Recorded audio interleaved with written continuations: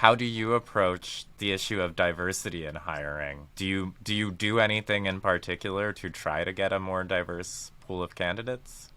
Um, so we, I would probably go on a limb and say that, we're incredibly diverse. We're actually the entire founding team is or minorities, and we have a female co-founder. I have my wife. Um, the executive team is relatively diverse. We do go out of our way to try and hire female technical candidates to the extent that we can. It's just and that's not not that there isn't supply. It's just a difficult thing for us to do as an early stage startup to be able to pay as much as, or at least historically, have been able to pay what others have been willing to pay. But super, supportive of, the non-binary folks on our team. There's not really much else that I can say about that. It's just like, hey, like we're a set of diverse co-founders from all over the place.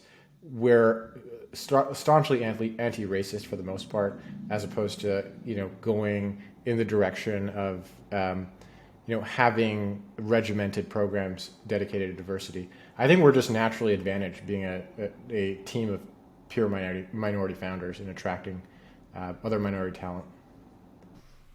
In the case of, I mean, I've heard a couple things, right? Like, it depends on the job post. If you're making a job post for, I don't know, copywriter or project manager, you're going to get a more gender equal set of applicants. But engineering, it's like 1 or 2% female respondents. At least pick a random job board on the internet, and then you can try job boards like ladies in tech, and then you'll get 5 respondents, and most of them are the people applying are kind of junior. It's, I think, partially a bias against startups in the sense that for someone who is queer or non-binary, or a woman who's had shitty experiences with like macho patriarchal managers who don't take them seriously at work, in the tech world, they want to work at a company that has an HR department. I can see that. I mean, we don't accommodate any sort of harassment in general, and we've actually fired folks on the spot in the case that it's happened in the past. But yeah, I agree with you. Look, like if you're in tech, you want to be de-risked, you want to be comp to the extent you can be, and you want to work on interesting, challenging problems, right?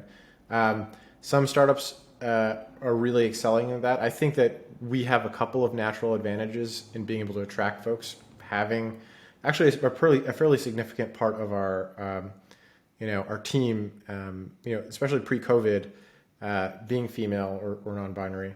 But yeah, I don't have a really good answer for this, right? It's not. I think it's still something that a lot of companies are struggling with.